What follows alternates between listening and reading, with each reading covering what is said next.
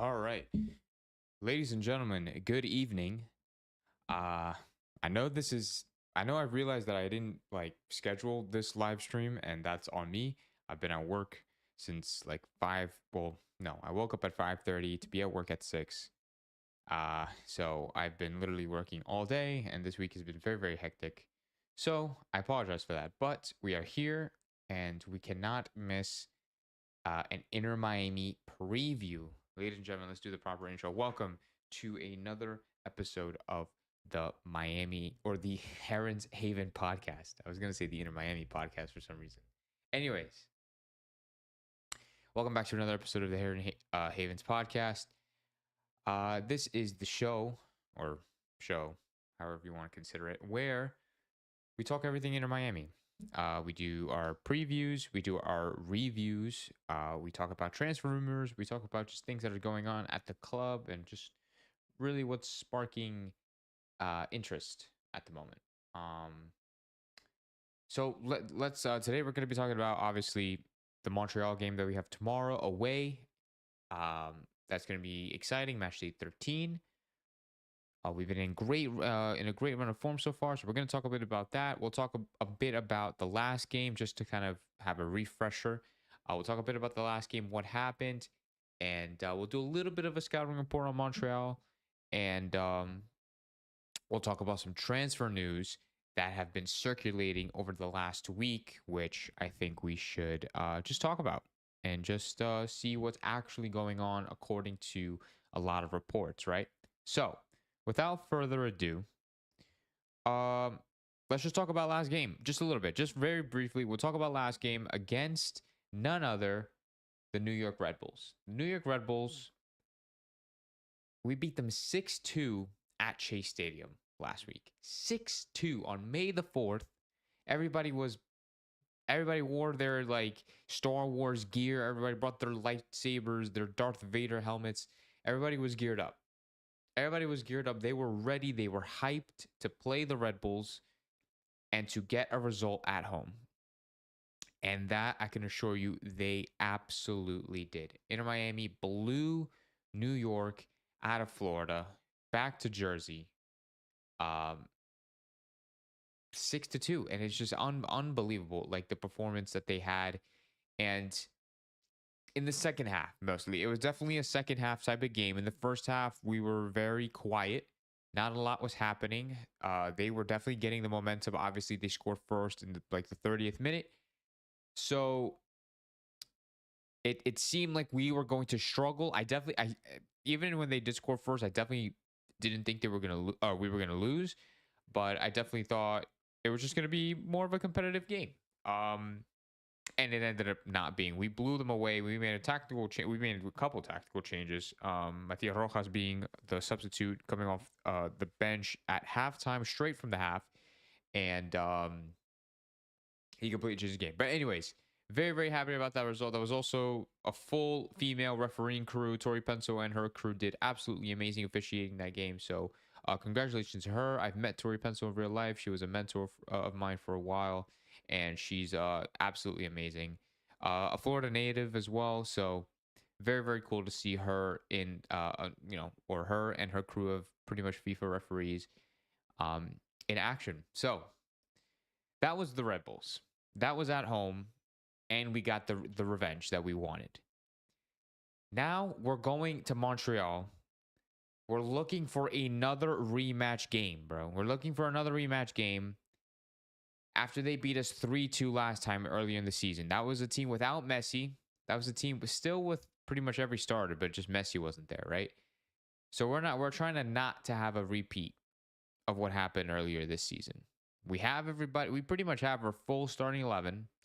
We still have injuries, obviously, but that has we still have a solid freaking squad, dude. I think Tomas Aviles is the only one that's going to be out, dude. He's suspended. I'm pretty sure he accumulated too many yellow cards, so he's not going to be available for that game. But I think regardless, we should have a very very strong squad. Bro, if they get Di Maria, they will be unstoppable. That was Del Norva from the chat, as well as Ace Lionel. Bro, Ace Lionel, welcome back. Yeah, bro, I can't wait for tomorrow, man. Tomorrow's going to be a crazy game as well. Getting that rematch against Montreal after they beat us 3-2. Del Morva. We're going to be talking about Di Maria. We're going to be talking about the rumors and the speculation that's going around him this last week. I guess before we'll talk about Montreal, before we talk about the game against Montreal, we'll talk about Di Maria for a minute. I had a couple of articles pulled up. I was reading a lot of reports have been, saying that Di Maria is going to be joining Inter Miami um at some point. Whether it's in the summer, whether it's at the end of the season, it's most likely going to be the summertime. Because Di Maria said that he is not going to sign with Rosario Central. So he's not going back to Argentina, and because he's been getting a lot of death threats over there, and it's a really bad place for Di Maria in Argentina at the moment. Um, but yeah, so since then he didn't really want to retire. He's retiring from the national team. This is going to be his last competition with the national team in the Copa America, but it doesn't seem like he wants to retire from club football. And Inter Miami could be that club to retire with none other than his best friend Lionel Messi. Um, Honestly, bro, I really want this deal to happen, man. I really, really want Di Maria to come to Inter Miami to play with Messi. Can you imagine like Messi, Suarez, Di Maria? Can you imagine that? It would be insane. Even if Di Maria doesn't come in this season, for next season, because Suarez is only playing for this one season, right? So even if Suarez leaves at the end of this season and Di Maria comes next season, it could be still Messi, Di Maria, and I don't know, whoever the striker would be, whether that's Cabana or whether that's somebody else. That's still insane, dude. Having Di Maria and Messi in the same team in Miami. What he's done at the club level, what he's done at the international level, he's an Argentinian legend. He's probably the most underrated, one of the most underrated players in the world. Um, it's crazy. He went to World Cup for his country to receive death threats. Bro, literally, like, and that's like a whole other topic, right? Like, literally, what Di Maria has been going through, especially in his home country of Argentina and in his boyhood club, Rosario Central.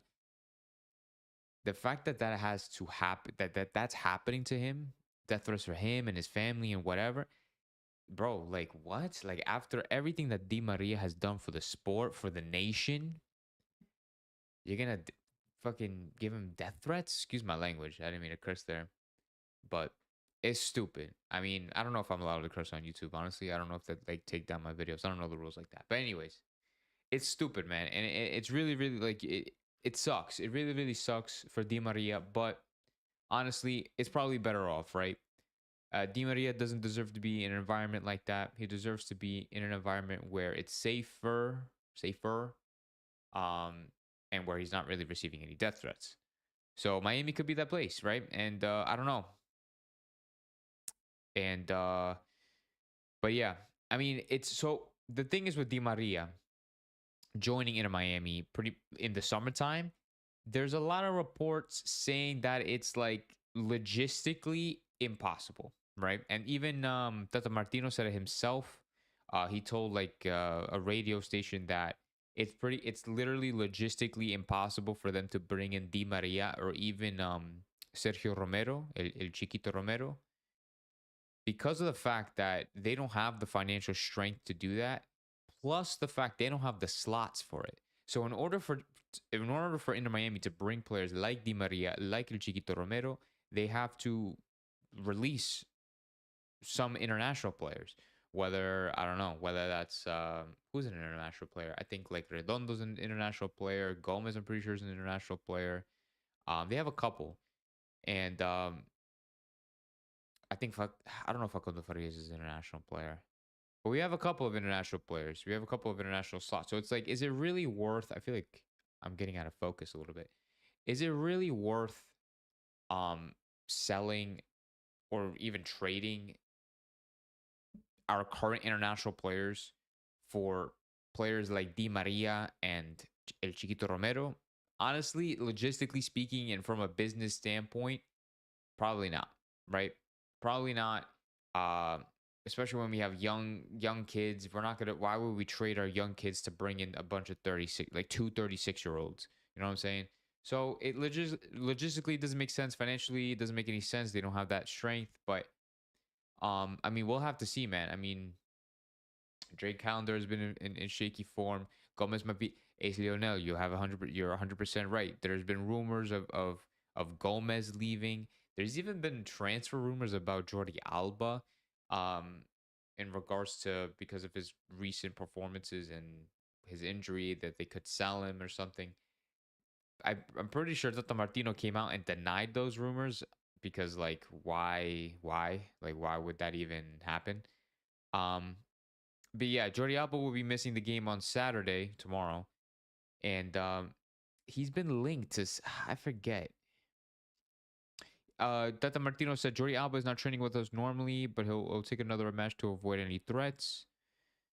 Miami continues to struggle with several injuries. Facundo Farias, Ian Frey, Diego Gomez, Federico Redondo, and Robbie Robinson all unavailable. Ba, ba, ba, ba, ba. Angel Di Maria rumors. Yeah, it says, I'll echo everything I've said about Di Maria. This is what Tata Martino says. I will repeat, there is no need for me to talk about the quality that Angel has, but even though the transfer window opens in 2 months, I am having trouble understanding the way Inter Miami could sign him. I don't have much to say. It's not a question about sporting capabilities. There's no doubt there. But very specific situations need to happen for us to be able to sign him because Miami already has a roster that is compliant with the roles of the MLS requires. And we do not have any way to bring any other figure like Angel or others until the rule changes. Um, for the time being, it will be difficult to bring on anybody. So yeah, he's right. Reporters ask me if I want players like Radamel Falcao and Di Maria that are considered sacred. It's almost an insult that I have to give my approval to players that have made history. Okay. Um, yeah, so I feel like people, for some reason, I mean, like people who think this, I feel like don't know ball, but like people who think that Inter Miami are not signing these players because of their physical capabilities or their technical capabilities. That's simply just not true. It's simply because it's just financially demanding because of wages, whether you need to buy them off a transfer or a fee or a free. Angel Di Maria would be on a free contract, um, but his financial obligations will be excruciatingly high for absolutely no reason. To what? To play 1 season? To play 2 seasons? Um, and even then, even if you do make a lot of money off of it, the MLS does not allow it. It does not allow it because Inter Miami have a full roster, and I don't see them making any trades or selling any players to bring in somebody like Di Maria or even Falcao or whatever, or Chiquito Romero, things like that. So, in my opinion, would I have loved to see Di Maria come to the club? Absolutely, absolutely, would love to see him come to the club. Um, but will it happen? No, it's not gonna happen. Like it may maybe not this year, right? Like maybe not this year because Luis Suarez is leaving next year or at the end of this season, so he won't be available for next season. Maybe Angel can come then, but honestly, what is he gonna do from June of this year to December of this year? What is he gonna do within that 6 month time frame? Like he's just gonna sit around, or he's not gonna. There's no way he can extend like There's no way he'll sign for a club on like a 6 month loan or something. So I don't know. I mean, like we'll have to see what happens. I mean, seeing Di Maria. Wait, hold on. Del Morva in the chat says any chance Di Maria could play with LAFC. Now, I have to look at LAFC's actual registered roster, but it's 100% possible that Di Maria can come to the MLS in general. It's 100% possible that Di Maria can make a move to the MLS because there are a lot of players, especially at his age, who want to come here. And that's Giroud, that's Di Maria, maybe Chiquito Romero, maybe players like Modric, and things like that. Even Nacho Fernandez is from Real Madrid. He's not renewing obviously his contract with Real Madrid. He's a legend at the club, but he's either going to move to another big club in Europe or come to the MLS. It's 100% possible that players like Di Maria and all of them that I just mentioned can come to the MLS and play for any club that they want, as long as they have the financial strength and the roster opacity. No, occupancy. The roster occupancy. They need to have a space in their squad in order to do it, because if they go against those MLS regulations, first of all, they won't be able to play. Second of all, they're going to be heavily fined, like how Miami did. Like how Miami was fined in 2020. Like they went against the roster rules, and by like bringing in Matuidi, and like they ended up getting fined like $2 million, or like, and like some other stuff. So it's definitely possible for Di Maria. Probably not LAFC, because they're linked. They have Lloris. They had Chiellini, but that's not a thing anymore. They're gonna have Giroud, right? Giroud. Highly doubt that Di Maria will be able to join their team. Do they even have, what's their 30? What is those guys' third DP? LAFC squad. Let's see. Because like if LAFC actually I mean, like, this is a little off topic, right? But I can't.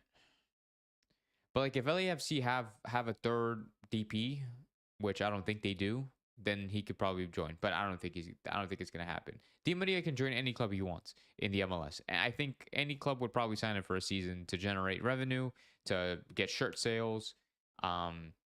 I don't know why he would move to.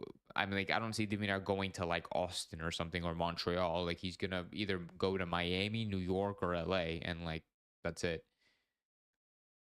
Um, but yeah. Um, but anyways, that's those are the rumors with Di Maria. Those are the rumors about, potential transfers for from Inter Miami, and yeah, and so pretty much I don't think that it's gonna happen. I just can't see Tata Martino changing the squad completely to sign a bunch of 36-year-olds. Highly doubt it. Maybe next season it'll be a different story. But in this summer transfer window, I don't see that happening. I just see them bringing in young players for their B team and potentially bringing them in for their first team. But honestly, I don't see it happening. So, anyways, moving on, we are going to talk a little bit about Montreal and what to expect for tomorrow. Um, Montreal are currently in 11th place. Okay. Montreal are, I think, they have the third worst goal difference in the MLS. Yeah, because New England has the worst with 11, with -11. Chicago Fire has -8, and Montreal are tied with Orlando City on -7. They scored one of the lowest goals in the league, at least in the Eastern Conference, and they just haven't been good this season. They're under a new manager this season. They've hired a guy from Lyon. I believe his name is Courtois. Like, his last name is Courtois. So it's the first season with him, and honestly, there's going to be a lot of pressure coming from a new manager. Uh, and this is also like his first like professional job as a coach. I think that the job before this, he like did like the B team for like Cincinnati or something, or like some other MLS team that I can't really think of right now. Laurent Courtois, Columbus Crew 2 in January 2022 until January 2024. So he did that for 2 years in the Columbus Crew 2 and in the MLS Next Pro. So, and literally in January he took on the Montreal job. So it's a lot of pressure, right? First time as a head coach for a professional, like a top professional team, especially in a league like the MLS, where every team is pretty competitive. It's a very competitive league. But yeah, and they did beat us last time out 3-2, like I said, and that was a team without Messi. It was a not a struggling Inter Miami side. I don't want to say struggling, because I mean, even though we were, but it was a team. It was an Inter Miami team that was still trying to figure themselves out, right? It was they were playing the five midfield, five at the back that nobody likes. And even though Messi wasn't there, they still had Suarez and Campana. They still had Jordi Alba. They still had Busquets. They still had the big players. They still had Aviles. I'm pretty sure we still had Yedlin at the time. So we still had our players. We just couldn't perform well on the field if Messi wasn't on the field. I think in this case, it's going to be a lot different. Obviously, Messi is available, but I think we figured out our groove. We're on a pretty good win streak. I'm pretty sure we're on like I think like a 7 game like unbeaten streak or something. It's like really, really high. But anyways, um, Messi and Suarez have a combined total of 20 goals and 17 assists this season. And we've played what, 13 games or 12 games? Um, Messi had an MLS record of 5 assists with a goal last weekend in the 6-2 win over the New York Red Bulls. And it's been unbelievable for Inter Miami very, very recently. And I think their form will continue against CF Montreal. Um,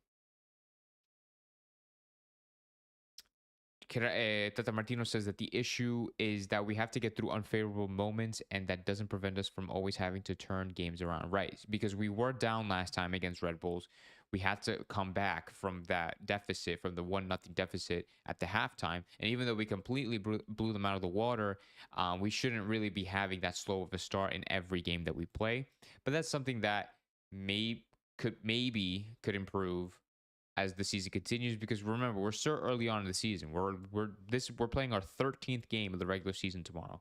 So we're very, very early on. We still have a lot of MLS soccer to play.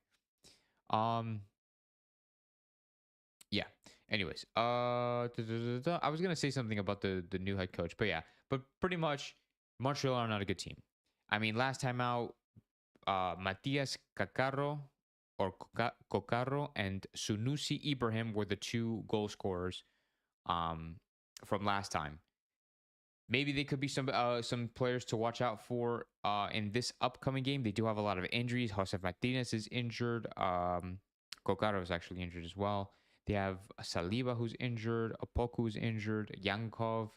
And most of those names don't mean nothing to anybody, but it's a lot of injuries. They have a total of 1, 2, 3, 4, 5, 6, 7, 8 injuries. Is one more than us. But for a side like Montreal, where they're already struggling, or having 8 injuries it doesn't help their situation at all. Um, when we get a clean sheet? That is a great question, Lionel. That is an amazing question. And that is unfortunately the question that I don't have the answer to. I say this in pretty much every single stream, I feel like, but definitely in the most recently, we have yet to keep a clean sheet. We always seem to concede at least one goal a game. And whether that's Drake Calendar's fault, whether it's the fact that we just have a leaky defense, but literally last time out, obviously we conceded first in the 30th minute, but then we conceded a 90th or 97th minute penalty by Chelo. Obviously, that's not, excuse me, I burped. Obviously, that's not Calendar's fault. That's Chelo's fault, which he had a horrible game last time out, but he's our only right back, and that's a completely different situation that I already talked about in the last podcast. Um, yeah, I don't know. We just always find a way to just concede a goal, whether that's in the last minute or whether it's in the first minute. There's just always seems to be a moment where we concede a stupid goal or just a well put together goal and we just end up falling asleep. Chelo needs to be contested in that right back position. I said it in the last podcast episode that Chelo is our only natural right back. Gressel is not going to be playing on that right back spot, as said by Tata Martino. And I feel like even in an emergency, he's not even going to play that right back spot. So we're kind of screwed unless he plays Ruiz back there again. I think he's played Ruiz like 2 or 3 times back there. Chelo has been an issue for like the last 2 or 3 games for Inter Miami. So hopefully that form can change around in this game against Montreal. Because even though we did beat New York Red Bull 6-2, he pretty much was literally the reason why we conceded 2 goals. He was literally the reason why we conceded both goals in the 30th and in the 97th minutes. But yeah, I think this game against Montreal should be a very, very comfortable one. We should be It's going to be difficult keeping a clean sheet in general, but harder to keep a clean sheet away from home. Hopefully, we'll be able to do it tomorrow. They are one of the lowest scoring teams in the league. They concede a lot of goals. They've conceded 20 goals so far in 10 games. That's not good at all. In the last 5 games, they've lost 2, tied 2, and only won once, and that was against Cincinnati, which is very, very surprising. Cincinnati is literally one of the best teams in the league right now. But anyways, that's besides the point. Um, Del Morva again. Calendar will make several unbelievable saves, but then give up a cheap goal. I feel like that's just been Calendar in general. I think especially ever since the game against Monterrey, he's been very very shaky. But honestly, you can't put everything on Calendar. That's the thing. The defense also has to put some blame too, because in order to get to Calendar, you have to get by the defense. And if the defense keeps giving away possession in in those defensive thirds, especially from Chelo from last time out, that's literally how we conceded the 30th minute goal in the last game. If we are losing possession in those areas, obviously, like it's just going to be a one-on-one Calendar, and it's just kind of like a 50-50. It's either he saves it or if he doesn't. If he doesn't save it, it's not his fault. It's the defense's fault for losing the possession. If he does save it, that's great. Then he's an amazing goalkeeper. But hopefully Drake Callender can continue his form, especially because he's literally the only like senior squad goalkeeper that we have. And um like we can't afford to play like a Dos Santos or a Jensen in net. I'm pretty sure Ace Lionel was here when we talked about it last time on the on the podcast. We need to create competition for Drake Callender. He's the only senior squad goalkeeper. There is literally no competition like in that position. Like Dos Santos, with all due respect to Dos Santos, I've said in the last podcast, I've seen him all last season playing for the B team. He did great. He's an amazing player. He's a young prospect. Jensen too is a great goalkeeper, young prospect, but they are just not competitive enough to compete with Drake Callender in the MLS. They're not there at the highest level yet. They can't compete in the MLS. I'm pretty sure Dos Santos have had really few games played for Inter Miami in general, and even then, it hasn't really been the best performances. So Drake Callender is our best bet, and that needs to change very, very quickly. So hopefully, this summertime, maybe we do bring in another goalkeeper. I'm not saying it's going to be Chiquito Romero, but maybe we'll bring in another goalkeeper, whether that's around Drake Callender's caliber or maybe a little lower, who's trying to maybe break into the first team. But it doesn't seem that Dos Santos is going to be getting game time anytime soon, as well as Jensen. So Callender needs to be more uncomfortable, if that makes sense. Ace Leonel says he is too comfy. He's sitting too comfy, and I 100% agree. So hopefully that could change in the summertime, literally in 2 months from now or in a month from now. That will open, and hopefully we can bring in somebody like that. I don't know. So it's gonna be difficult, right? Because of all the players that we have and all the money we have to spend. But anyways, and I think that's pretty much it on what I have to say. My hair is a complete mess. I've literally I'm doing this podcast literally straight from work. I started this podcast like 8:30. I got home at 7:30. I had to eat something, and then I had to set everything up. So I apologize for not like a last minute thing, but like not properly like scheduling the stream, because I honestly didn't know what time I was going to get home. But anyways, I think that's it for what I have to say for now. Oh, the prediction, obviously the prediction, but I'm pretty sure that's it. I've commented on everything that we had to talk about. We talked about the squad. We talked about what happened last time. We talked about Di Maria and other potential transfers that could be coming into Miami. Let's do a predicted starting 11. I mean, honestly, do I even have to predict the starting 11 anymore? I feel like the starting 11 should be the 11 that we've been playing with this entire time. The starting 11 does not need to change. The one change that needs to be made is Aviles, because he will be suspended for tomorrow. I believe he accumulated too many yellow cards, so he's not going to be available. With that being said, who's going to take his spot? Noah Allen. I don't think Ian Frey is ready yet, even though he has been training with the squad recently. We have Outlaw PRC2131 in the comments saying, we need a more seasoned goalkeeper to teach him and give him some pressure and support. 100% agree. 100% agree. The Drake Callender situation needs to be fixed as soon as possible, whether that's bringing a more experienced player or even a younger, or like I said, a player that's just similar to his caliber, that they can just continuously compete for that role. Not because Drake Callender is a bad goalkeeper, but because nobody should be too comfortable in a position. Nobody should own a position. Everybody's position should always be up for grabs by anybody. And that's including Messi, and that's including Suarez, and Alba, and Busquets. Nobody should be too comfortable in their respective positions. But yeah, the starting 11 should be the same. Probably Noah Allen would slip in that back line for what's his name? For Aviles. But yeah, it'll be Negri, Freire. Let's just say Noah Allen. We have Chelo because we have nobody else. Drake Calendar and net. The midfield three is always interesting, right? Because Redondo's not back yet, but he's slowly coming. Now we have Matias Rojas, who can play there, but he'll probably play like a left wing like he did last time. So I'm just going to say we're going to do Ruiz, Busquets, and Gressel again. Gramashi may be coming off the bench, or Gramashi could take the start over Ruiz. And then up top, Robert Taylor, Luis Suarez, and Lionel Messi. I think honestly that's probably what the starting 11 would be. I mean, it would just make the most sense, right? It would just make the most sense for that to happen. Um, but yeah, I don't know. We'll see. I mean, probably Benja will come in for either Gressel or Ruiz. No Gressel. Why does Outlaw say no Gressel? Are you saying no Gressel because you don't like Gressel, or no Gressel because he's not available? Del Morva says 5-0 for Inter Miami. Honestly, it's not even a bad guess. It's not a bad guess because of the fact of how we've been playing recently. I literally said we were going to win 5-1, I think it was.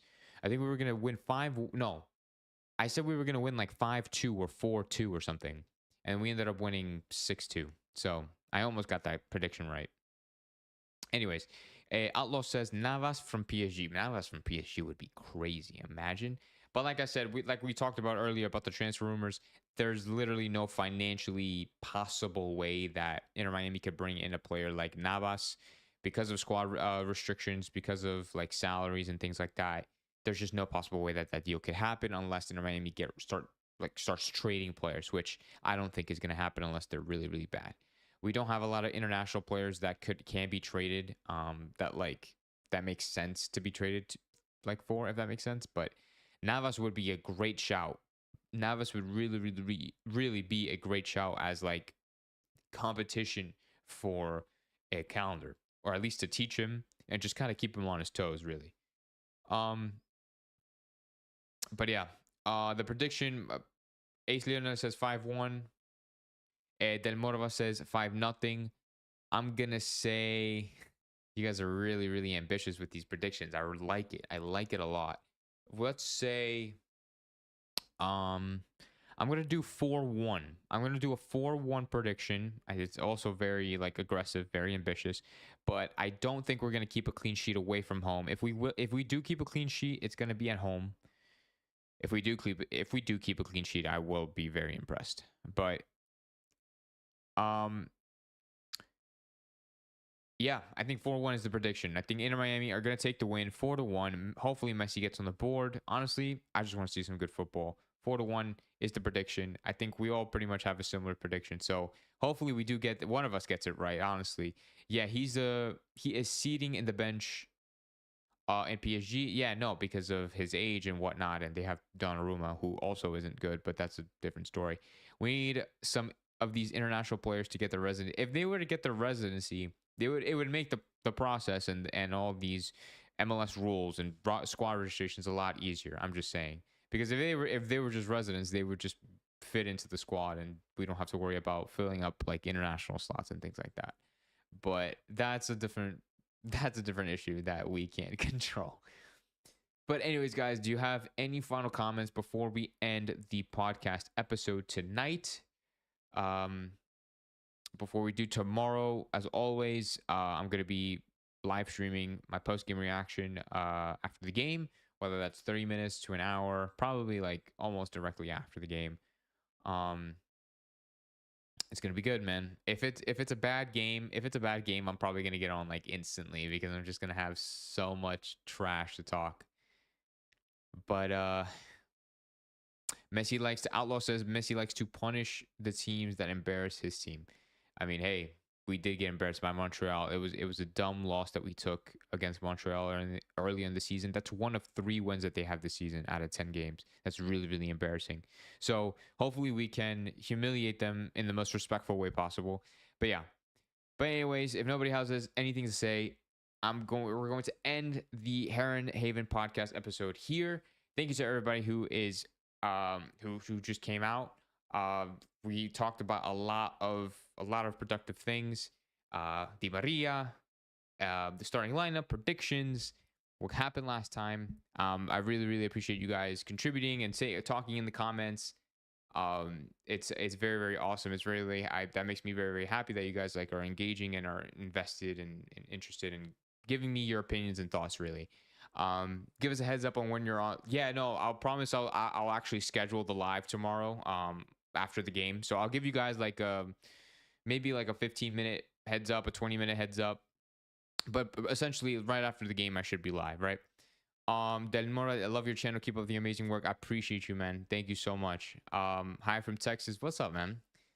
Yeah, I mean, damn, from Texas, crazy. I mean, you guys are like an hour behind. It's like 8:30 right now. That's crazy. But yeah, no. What's up from Texas?